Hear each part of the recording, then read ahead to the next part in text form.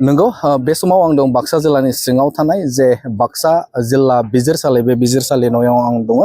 थारैनो मख'नांगोन जे दिनैनि साना जोबोदनो मोनसे जारिमिनारि सान। मख'नांगोन जे बे समाव नोंथांमोना मिन्थिगौ जे बारग' एनडिबिफोर जाय एनडिबिफोरा एनआइ केस नांनानै जोबथेसालियाव थानांदोंमोन। बे जोबथेसालियाव थानांनाय जे बिथांमोना बे समाव उदां अख्रां फारसे फैनायनि लामायाव, मानोना बे समाव जों मिन्थिगौ दे बाक्सा जिल्लानि जेबा जिल्ला बिजिरसालि बे बिजिरसालियाव सा 11 जन एनआइ केस नांनाया बे समाव थुंगेबाय एबा बे समाव बिथांमोना जे बेल मोननो हाबाय। थारैनो मख'नांगोन जे बे समाव बर' हारिनि जे बर'फोरनि जे बिटिआर गोजोन गोरोबथा, बे गोजोन गोरोबथानि दहायजों आरो आसाम सोरखार आरो भारत सरकारनि गोख्रों नोजोर होनायजों बे समाव एनआइ केस नांनाय सा 11 जे बारग' एनडिबिफोरा बे समाव थार बिजिरनायखौ मोननो हाबाय। बे समाव गोबां बेवहाय बिथांमोननि दिथागिरि एबा न'खरनि सुबुंफोराबो बेवहाय बाहागो लानायखौ जों नुनो मोन्दों। बेलनि थाखाय बिथांमोना जामिनदार बे समाव लाबोनायखौ जों नुनो मोन्दों। आरो रायखांनांगोन जे बे समाव सा 11 जननि गेजेरावनो सासेया सिगाङावनो बिथाङा बेलखौ मोननो हादोंमोन आरो बेनि गेजेरावनो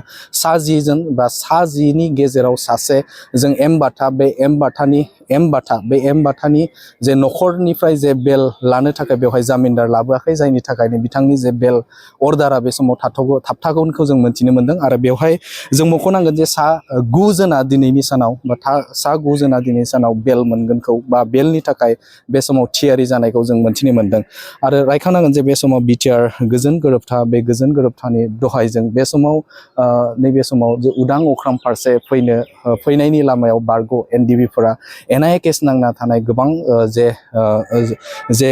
बारग' एनडिबिफोर, बे एनडिफोरनि गेजेराव सा 11 जना नैबे बाक्सा जिल्लानि जे जिल्ला बिजिरसालियाव बे समाव बिथांमोननि केसा सोलिबाय दंमोन। आरो बेनि अनगायैबो जों रायखांनांगोन जे क'क्राझारावबो 36 सा बिथांमोननि जे केसा मैयानि सानाव जादोंमोन। थामहिनबा मैया जों मोन्थिनो मोन्दों जे मैयानि सानाव बेवहाय हेयारिंआ जादोंमोन, नाथाय माखासे डकुमेन्टस एबा बिलाइनि थाखाय बे समाव थाबथादोंखौ जों मिथिनो मोन्दों। नाथाय बे समाव दिनै गोजोनथाव खौरां होननानै बुंनांगोन जे बे समाव न'खरजों लोगोसे सा 11 जन बारग' एनडिबिफोरनि जे न'खर, बे न'खराव मोनसे गोजोनथाव खौरां लानानै फैदों आरो बिटिआर हालामनि थाखाय आरो रायजो राजाफोरनि थाखाय मोनसे गोजोनथाव खौरांखौ जों मख'नांगोन जे बे समाव सा 11 जन जे बारग' एनडिबिफोरा बे समाव बाक्सा जिल्ला बिजिरसालिनिफ्राय बे समाव उदां अख्राङाव फैबाय। गोजोन्थों।